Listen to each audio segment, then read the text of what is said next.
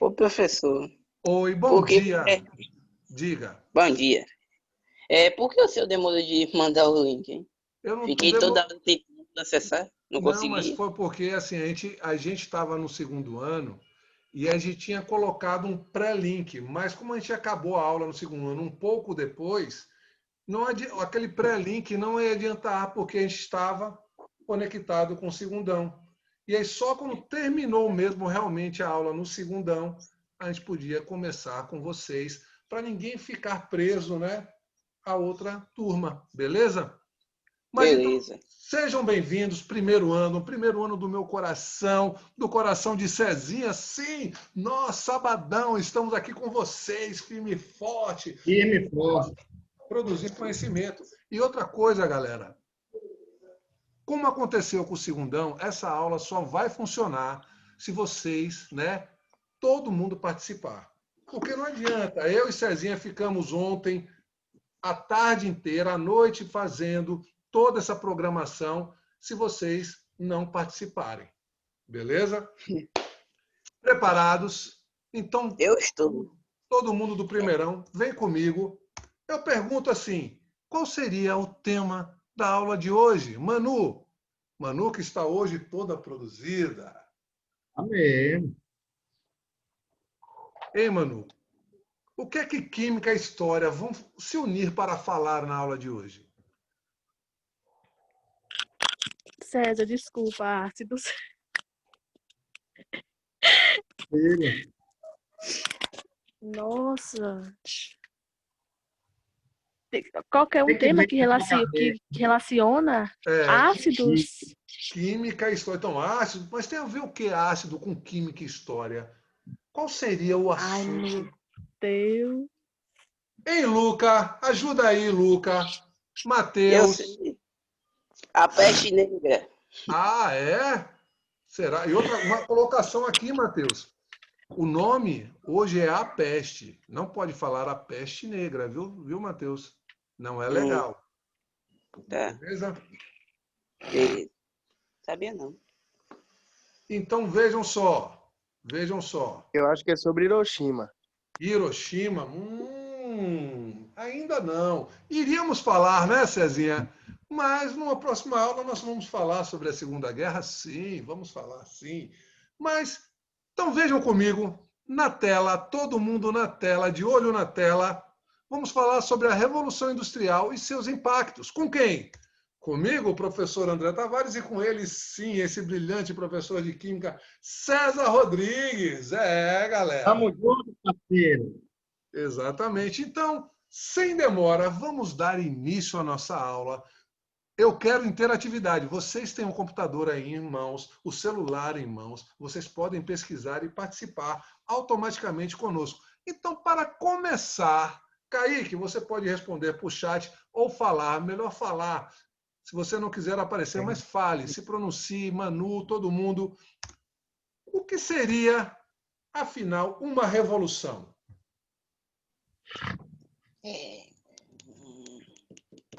Eu acho que revolução é tipo como se fosse uma forma de protesto contra, tipo, você quer algo novo, você quer mudar, entendeu? Então você está falando na parte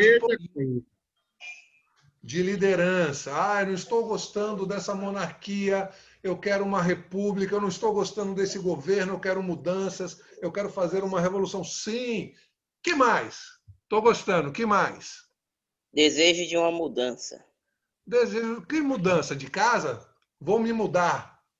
Preciso de uma transportadora para fazer a minha mudança. Mas que tipo de mudança? Mudança de leis, mudança de benefícios, mudança de governo, mudança de costumes, essas coisas. Beleza, mas me diga uma coisa. Agora, Kaique, você que está vindo, eu quero saber quando é que acontece e por que acontece então uma revolução.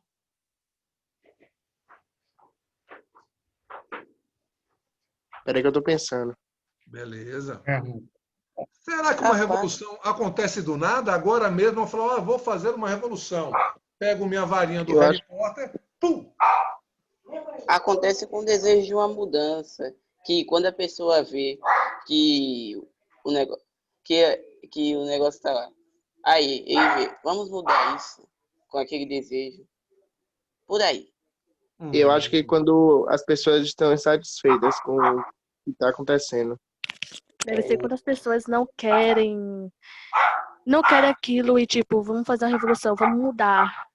Beleza. Vocês só estão me Tem a ver com falando. protestantes. Beleza, vocês estão falando só de questões de protestar, de tal, mas me diga uma coisa, nesse exato momento está acontecendo uma revolução, aonde várias pessoas estão querendo revolucionar uma vacina para, né, trazer um benefício à própria humanidade. Então vejam só, olha cá, revolução.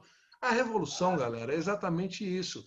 É um processo de transformação, aonde nós iremos revolucionar ou uma forma de governo, ou revolucionar o dia a dia, né? Iremos revolucionar a maneira de produzir.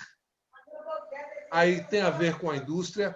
Então vejam, toda essa forma de revolução, ela não acontece da noite para o dia, não. Não. É um período longo e contínuo. Tanto que é que muitas vezes vocês só vão ter a percepção muito tempo depois. Porque muitas coisas devem estar acontecendo agora, mas vocês só vão repercutir muito tempo depois. Cezinha, quer falar alguma coisa? Não, só em cima do exemplo aí que você citou, André, do coronavírus, ele vai impactar, está impactando, mas vai impactar mais ainda, né? Porque hoje as pessoas estão mais preocupadas mais com a família, né? Então, mais com o seio familiar. As pessoas estão mais preocupadas com higiene, não é? As pessoas estão mais preocupadas, consequentemente, com a saúde. Então, isso cria, o coronavírus está criando uma revolução de mudança de hábitos, de cultura, né, no ser humano. Muito bem. Então, galera, presta atenção que a nossa aula está começando. Aí eu pergunto a vocês, vejam só na tela, por que a Inglaterra foi a pioneira na Revolução Industrial? Manu, o que é que você tem a me dizer sobre isso, Manu? Manu? Será que Manu saiu? Pois bem, Kaique, poderia me falar? Como assim pioneira, professor? Pioneira, foi a primeira. Por quê? Por que na Inglaterra? Por que não no Japão, na Austrália, né? Nos Estados Unidos? Não, foi primeiro na Inglaterra. Então, o que será que a Inglaterra tinha para ser a pioneira? Os recursos? Deve Que ter. recursos? Que recursos? Ela era uma grande comercial. Ela era tipo uma potência. Já se Ela tornou é uma uma potência. Eu gostei do recurso, mas vejam. Então, analisem comigo. Tinha uma grande indústria. Já a indústria, não. Indústria Ah, não. bem depois. Então, vejam comigo aqui, galera. O acúmulo de capitais. Então, eram recursos capitais. Vejam que a Inglaterra, no começo, ela não desbrava os oceanos. Ela fica ali pelo litoral, não se afasta muito, e ela vai fazer ganhar muito dinheiro com a pirataria. Ou seja, com o corsário. Vocês lembram da Rainha Elizabeth? Ela vai fortalecer o corsário. O que era o corsário? Eram piratas que roubavam em nome do rei. Outra coisa também, ela vai ganhar muito dinheiro com o tráfico negreiro. Mas após que ela se torne industrial, ela termina, ela acaba com o tráfico negreiro no mundo. Por quê, gente? Porque ela é industrial, ela produz produtos, ela quer vender esses produtos. E aonde tem escravidão, ela não vende. Por quê? Porque escravo não ganha salário. Concordam comigo? Uhum. Outro fato importante é o cercamento. Ou seja, o cercamento. Grandes fazendeiros vão cercar uma determinada área, expulsar os camponeses, né, que são inferiores, e esses camponeses vão para a cidade. Olha o êxodo aí, ó, o êxodo rural. Saída do campo indo para a cidade. E lá na cidade eles vão ser a mão de obra barata para as indústrias. Olha como tudo faz sentido. Outro fator também, puritanismo. Pois bem, Puritanos eram aquelas pessoas que eram puras de coração, que não tinham vícios, jogos, né, farras, mulheres, etc. Exemplo, eu, André Tavares, sou um puritano. Eu tenho o meu trabalho, do trabalho para a casa, da casa para a igreja, da igreja para a casa. Mas meu amigo Cezinha, ele é químico, ele gosta das experiências, ele gosta das misturas, das substâncias. Então ele vai para o mar aberto, depois ele vai para o Vesúvio, depois ele vai para o Boteco Sushi, depois ele vai para o Boteco do Posto, depois ele vai lá no Malhadinho de Açúcar, que tem uns barzinhos, tem uns petiscos maravilhosos. Então veja, ele tem uma vida noturna bem acentuada. Então me diga uma coisa, primeirão, quem é que vai conseguir guardar mais dinheiro? Eu, puritano, ou Cezinha do mundão? Você puritano. Puritano. Tá Você. vendo então? Então os puritanos que vão fazer parte da Inglaterra, que é a burguesia, e tudo isso vai propiciar que a Inglaterra seja pioneira. Outra, a Revolução Gloriosa, ou Glória, é a vitória da burguesia do parlamento sobre o rei, sem ter derramamento de sangue. Então, graças a Deus, ou Glória, ninguém morreu. Estado liberal. Vejam, antes era o rei. O rei era a monarquia, agora virou liberal. Ou seja, os burgueses estão no poder. Então, o que é que um burguês quer? Vender para várias pessoas, vários países. Ganhar, ganhar e ganhar. Vejam, fontes de energia. As jazidas, ou seja, uma reserva de carvão dentro da Inglaterra que vai alimentar a sua indústria, as suas fábricas. Então, se eu tenho uma reserva de carvão dentro da Inglaterra, olha como facilita. Será que ele vai ter que buscar da França, da Holanda, da Alemanha? Não, ele tem na própria Inglaterra jazidas, reserva de carvão. Não é não, Cezinha? Com certeza, meu brother. Com certeza. Então, o que é que ocorre? Essas jazidas de carvão, tá certo? De carvão mineral, ela que começou a alimentar os processos inicialmente na Revolução Industrial, já modificando o processo de manufatura, tá certo? Para o processo da maquinofatura, tá certo? Então, já estava saindo, galera, do primeiro ano, de uma produção, tá certo? Somente das pessoas, e com a inserção do carvão mineral, do ferro também, o ser humano ele estava modificando o modo de produção ali. Não é isso, André? Que vem culminar em uma coisa que a gente vai falar logo aí na frente para a gente não adiantar muitas coisas. Pronto, muito bem. E outra coisa importante é a posição geográfica, galera. Vejam, se quiser, consultem aí a Inglaterra. No Google, bota lá Inglaterra, mapa. Vocês verão, a Inglaterra está numa posição estratégica, onde ela comercializa muito bem com o Ocidente e com o Oriente. Então é como se, exemplo, Itabuna. Itabuna ela não fica ali numa posição central, quando é Itajuípe, né? Ubaitaba, várias cidades vizinhas vão comprar em Itabuna. Por isso que ela é muito mais forte comercialmente do que Ilhéus. Então ela fica num eixo, num centro ali, ó. Então a Inglaterra tinha essa posição geográfica também, que vai facilitar, e tudo isso vai transformar ela para ser a primeira industrial do planeta. Alguma dúvida, primeirão? Dúvidas? Até agora nenhuma. Nenhuma? Então, de olho na tela e vem comigo. Etapas da Revolução. Preste atenção, por favor, gráfico na tela. Primeira etapa é o artesanato, aonde o artesão, exemplo, o sapateiro, né? Ele faz todas as etapas sozinhos. Aonde, professor? Na própria casa dele, num cômodo da casa dele. E até hoje é assim. Quem for no Malhado tem um sapateiro. Quem for aqui no centro, na 7 de setembro, tem sapateiro. No Viaduto Catalão, tem sapateiro também. Lá na Zona Sul, tem sapateiro. Ah, professor, mas tem muito menos hoje. Lógico, porque a indústria chegou. Ou seja, um sapateiro, um artesão faz um sapato um mês, enquanto em um dia uma indústria faz 5.000 pares, exemplo. Não tem como concorrer. Beleza?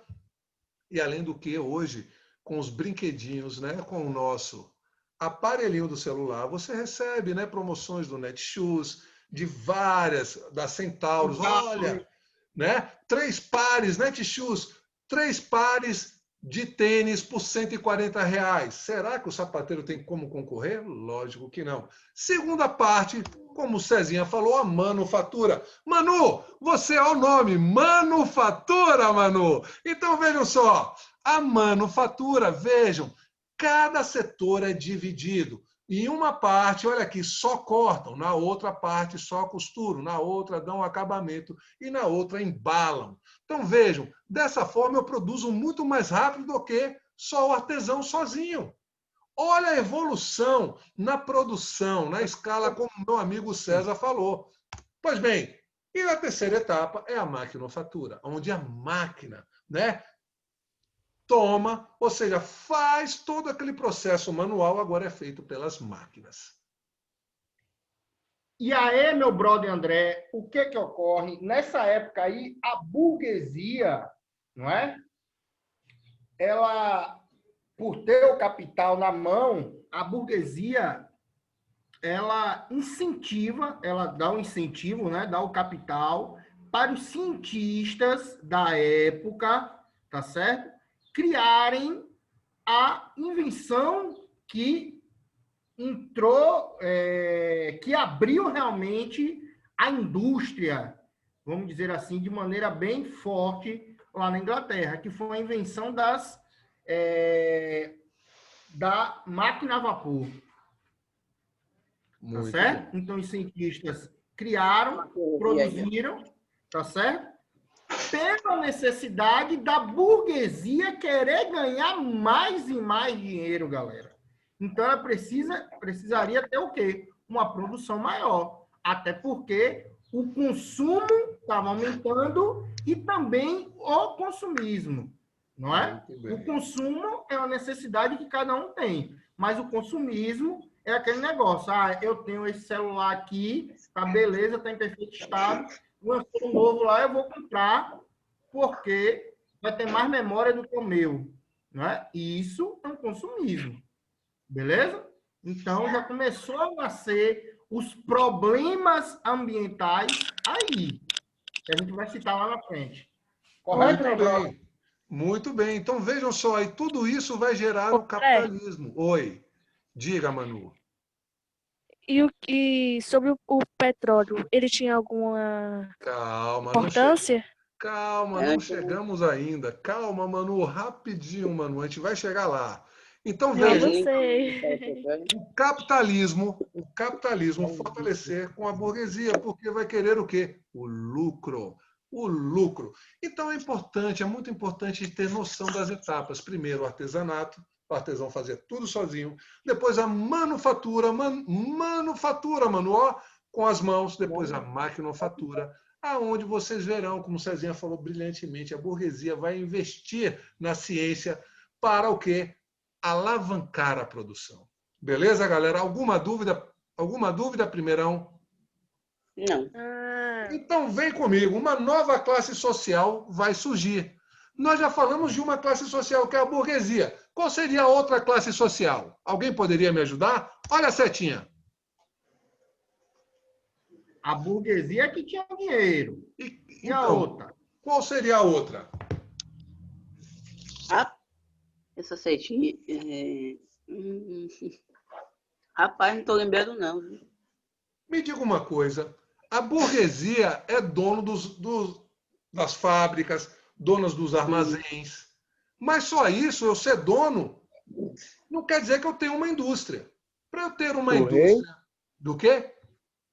O rei era o... Não, o rei não. Se a burguesia já tinha... Ó, o rei existe, mas quem manda é o A parlamento. monarquia. Comandava. Então, galera, presta atenção. O burguês tem o dinheiro, tem um capital, tem um investimento, mas ele precisa dessa pessoa aqui, ó. Se liga, primeirão. O Trabalhadores. proletariado, ou melhor dizendo, os operários. Muito bem. Mas vejam, será que lá na Revolução Industrial, lá no século XVIII, os operários já tinham capacetes, botas, óculos, luvas. Não, não tinha nada disso. Então vai rolar um conflito entre quem? Presta atenção. Eu pensei que você ia falar a nova classe média. Não, a Eu não nova classe que acredito. foi os operários. Então vejam, os operários contra quem? O A burguês. burguesia. Exatamente. Vejam só, primeiro, o burguês só quer lucrar, lucrar, lucrar, lucrar. E ele vai fazer de tudo para explorar cada vez mais o quê? Os operários, o proletariado. Então, ele não vai querer saber se as condições de higiene, de limpeza estão ok. Ele não vai querer saber em condições de horas e horas de trabalho. Não. Temos 10 minutos, vamos adiantar. Alguma dúvida, galera? Dúvida? E olha, Agora não. terminando, a gente gera um novo link. Então vamos lá. Vamos para frente. 4 revoluções no total. Então, galera, atenção ao gráfico. Nós tivemos 4 revoluções até agora. Então, presta atenção. A primeira, só na Inglaterra, era mecânico. Depois, como o Cezinha falou, passou a vapor. Vocês já viram fazendo tapetes? Tapetes eram assim, são linhas na vertical e linhas na horizontal. Tem um pente de madeira. Você vai juntando as linhas. Já vi. Manualmente, Depois passou para o vapor, que era através do carvão. Ou seja, então a máquina começou a fazer, então saiu de manufatura para maquinofatura. Então vejam, isso no século XVIII, 1760, século XVIII. Então, era mecânico, depois vem para o vapor. Já no século XIX, 1860, outros países, não só na Inglaterra, porque no primeiro momento a Inglaterra tinha esse monopólio, era exclusiva dela. Mas já na segunda etapa, aqui, a etapa 2, ela não fica na Inglaterra, ela vai para outros países, outros continentes, outros países como Estados Unidos, Alemanha, né? Ou seja, Japão. Eles vão começar, todo mundo vai querer se industrializar, porque viram que a Inglaterra está ganhando muito dinheiro nisso. Então, eles vão querer pegar mais matéria-prima e ampliar o seu comércio. Então, vejam, mas aqui o que é que muda, professor?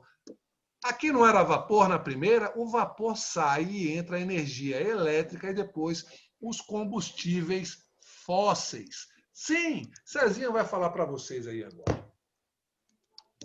Bem, galera, então, surgiu 2 energias aí, né, importantíssimas que nós utilizamos até os dias de hoje, né? São vitais para nós, seres humanos, né? Esses 2 tipos de energia. Mas como é que surgiu a eletricidade, professor? Como é que vem a eletricidade ser introduzida aí? Aí eu tenho que puxar um pouquinho na história, como o nosso brilhante colega André aí nos fala. A eletricidade surgiu no século V ou no século VI, lá com Tales de Mileto. Tales de Mileto foi um filósofo grego, um estudioso, um matemático, né? Um cientista, onde ele pegou um pedaço de ambar. O que era um pedaço de ambar? É um fóssil, tá certo? Uma pedrazinha de um fóssil, tá certo? Que era utilizado como bijuteria. Aí ele pegou um pedaço de ambar e esfregou em animais, tá certo? Começou a esfregar em animais.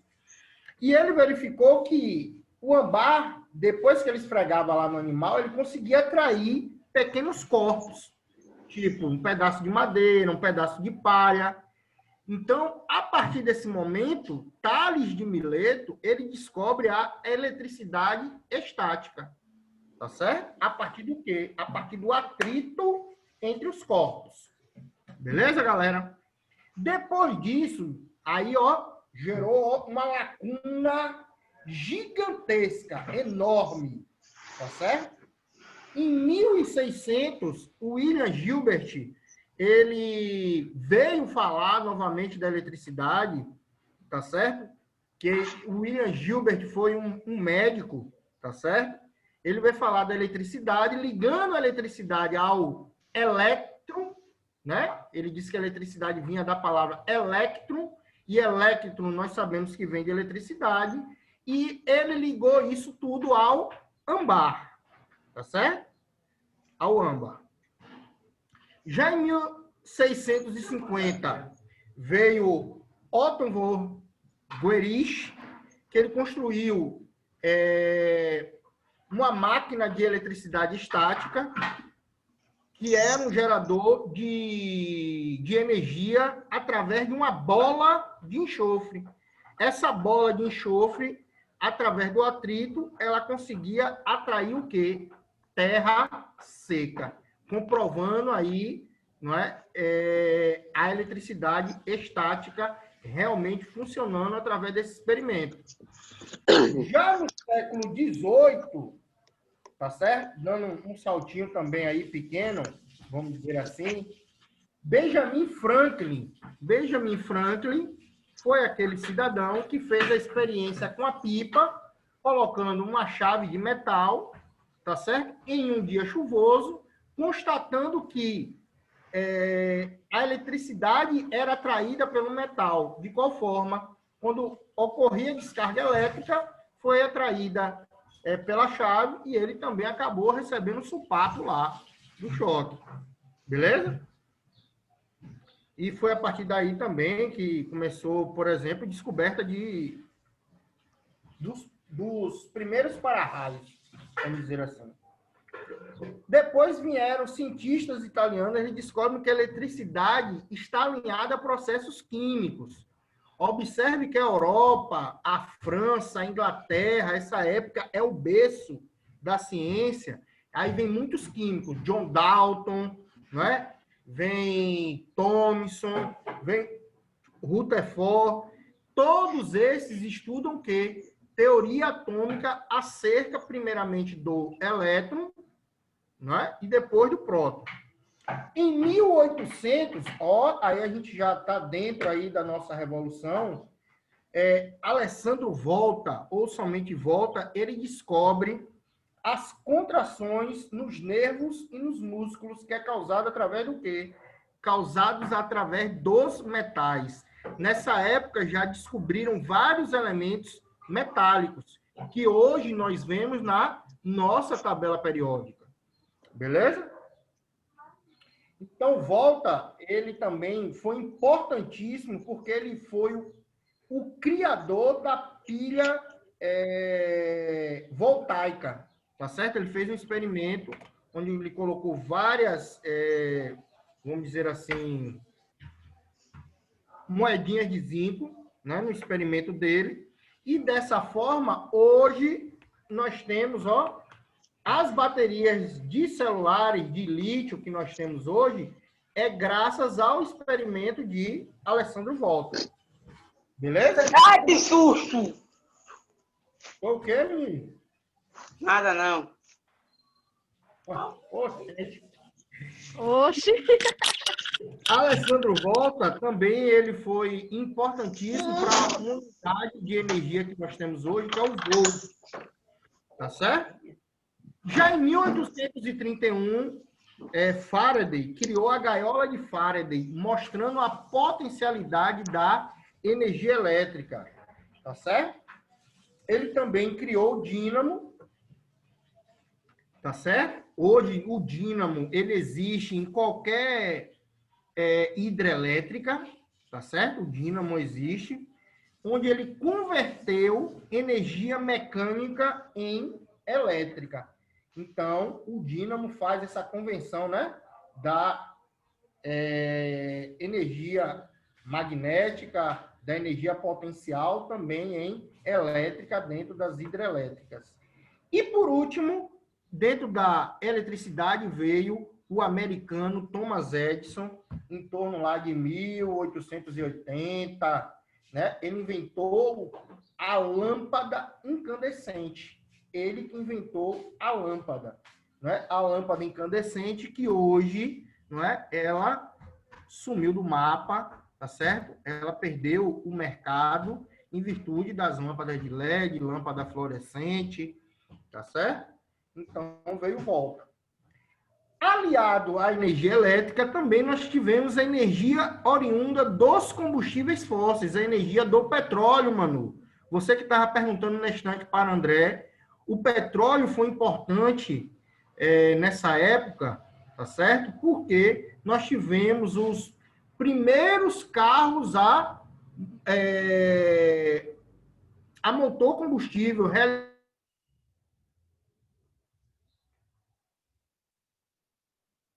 Gente, vai terminar, só temos alguns segundos. O seguinte, vou gerar um novo link, só interrompendo o Cezinha aqui um pouquinho, e vou colocar para a gente finalizar a aula, beleza?